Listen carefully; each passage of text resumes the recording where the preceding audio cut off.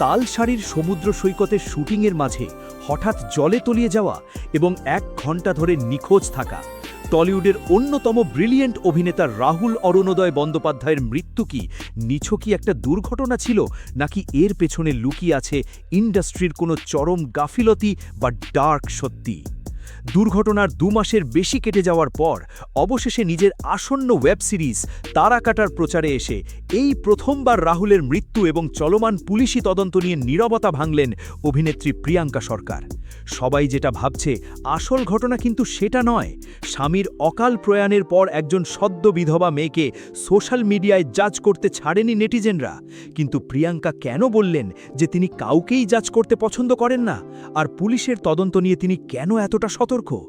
ভিডিওটা শেষ পর্যন্ত দেখুন, কারণ আজকের এই মেগা ডকুমেন্টারিতে আমরা রাহুল বন্দ্যোপাধ্যায়ের মৃত্যু রহস্য এবং প্রিয়াঙ্কা সরকারের এই ইমোশনাল কামব্যাকের এমন এক ইনসাইড স্টোরি রিভিল করব যা আপনার চোখের কোণে জল এনে দেবে।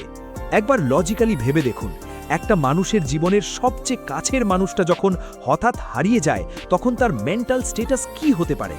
রাহুলের মৃত্যুর পর সোশ্যাল মিডিয়ায় প্রিয়াঙ্কা সরকারের ব্যক্তিগত জীবন নিয়ে রীতিমতো নোংরামি শুরু হয়েছিল। কেউ বলেছিল এত তাড়াতাড়ি কিভাবে কাজে ফিরল, আবার কেউ তাদের পুরনো বিচ্ছেদের গল্প টেনে এনে ফেক স্টোরি বানিয়েছে। কিন্তু মানুষের সাইকোলজি কতটা অদ্ভুত, তাই না? আমরা দূর থেকে কারোর জীবনের একটা ফ্রেম দেখে তার পুরো জীবনটা বিচার করতে বসে যাই। প্রিয়াঙ্কা তার ইন্টারভিউতে খুব স্পষ্ট ভাষায় একটা কথা বলেছেন, মানুষের জীবনের সবটা বাইরে থেকে বোঝা সম্ভব নয়, আমি জানি আমি কি করছি। এই একটা কথাই ওই সোশ্যাল মিডিয়া ট্রোলারদের গালে একটা বিরাট বড় চড়।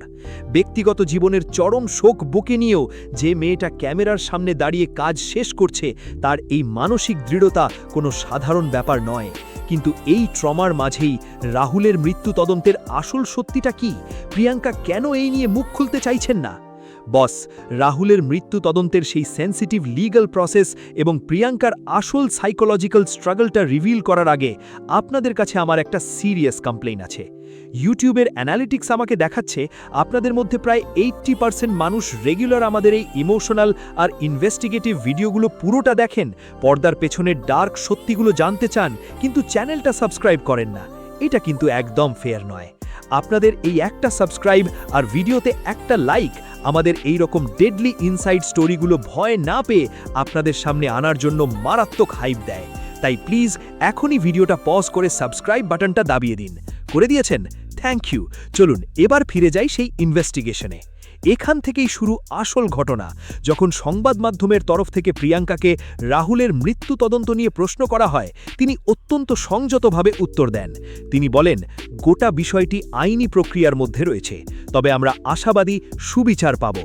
আপনারা কি জানেন এই সাইলেন্সের আসল মানে কি? ইন্ডাস্ট্রির ভেতরের খবর অনুযায়ী আর্টিস্ট ফোরাম এবং প্রিয়াঙ্কা নিজে এই মৃত্যুর পেছনে কোনো গাফিলতি বা চক্রান্ত আছে কিনা তা নিয়ে এফআইআর দায়ের করেছিলেন। যখন কোনো হাই প্রোফাইল কেস পুলিশের ইনভেস্টিগেশনের আন্ডারে থাকে, তখন প্রকাশ্যে কোনো মন্তব্য করলে সেটা কেসের মেরিট নষ্ট করতে পারে।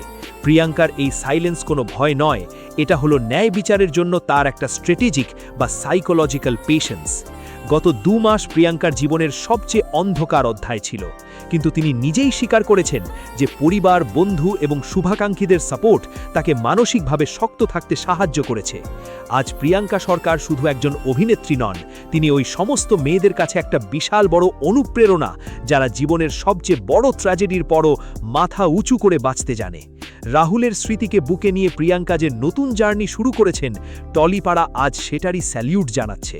বস, গ্ল্যামার ওয়ার্ল্ডের মেকআপের আড়ালে যে কত বড় বড় যন্ত্রণা লুকিয়ে থাকে, প্রিয়াঙ্কা সরকারের এই লড়াই তার একটা বাস্তব প্রমাণ। আমরা বিশ্বাস করি যে আইনি প্রক্রিয়ার শেষে রাহুল বন্দ্যোপাধ্যায় অবশ্যই ন্যায় বিচার পাবেন। আপনাদের কি মনে হয়, প্রিয়াঙ্কার এই কামব্যাক এবং মানসিক দৃঢ়তাকে আপনারা কিভাবে দেখছেন? আর এই সোশ্যাল মিডিয়া ট্রোলিং নিয়ে আপনাদের মতামত কি? নিচে কমেন্ট করে আপনাদের ইমোশনাল মতামত অবশ্যই জানান। আমি প্রত্যেকটা কমেন্ট পড়ি। আর ভিডিওটি ইনফরমেটিভ লাগলে শেয়ার করুন।